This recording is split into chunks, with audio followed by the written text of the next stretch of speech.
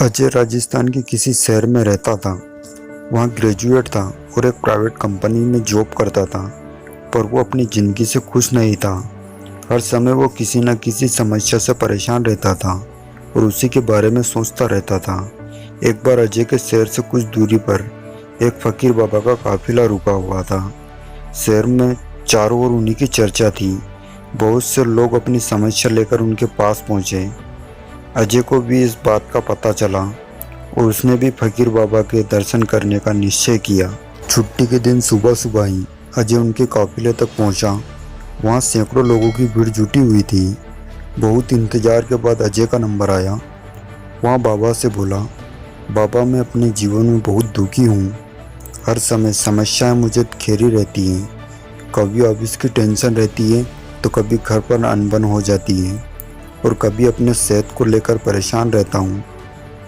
बाबा कोई ऐसा उपाय बताइए मेरे जीवन से सभी समस्याएं खत्म हो जाए और मैं चैन से जी सकूं। बाबा मुस्कुराए और बोले, पुत्र आज बहुत देर हो गई है। मैं तुम्हारे प्रश्न का उत्तर कल सुबह दूंगा, लेकिन क्या तुम मेरा एक छोटा सा काम करोगे? जरूर करूँगा, अजय उत्साह के साथ बोला। देखो बेटा, हमारे काफिले में 100 ऊँट हैं और इनकी देखभाल करने वाला आज बीमार पड़ गया है। मैं चाहता हूँ कि आज रात तुम इनका ख्याल रखो और जब 100 के 100 ऊँट बैठ जाए तो तुम भी सो जाना। ऐसा कहते हुए बाबा अपने तंबू में चले गए। अगली सुबह बाबा अजय से मिले और पूछा, कहो बेटा नींद अच्छी आई? कहाँ बाबा, मैं तो एक पल भी नहीं सो पाया।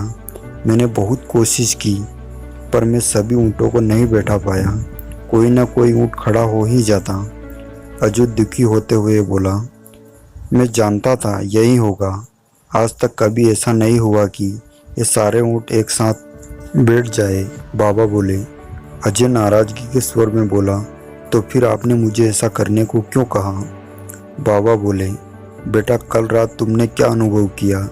यही ना कि चाहे कितनी भी कोशिश कर लो, सारे ऊँट एक साथ नहीं बैठ सकते।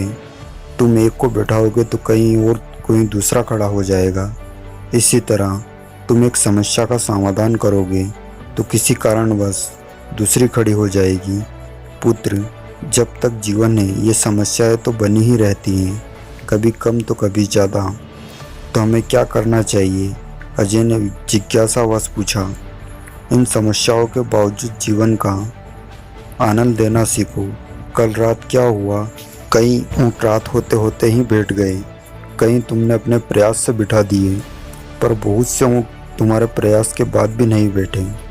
और जब बाद में तुमने देखा तो पाया कि तुम्हारे जाने के बाद उनमें से कुछ खुद ही बैठ गए। कुछ समझे?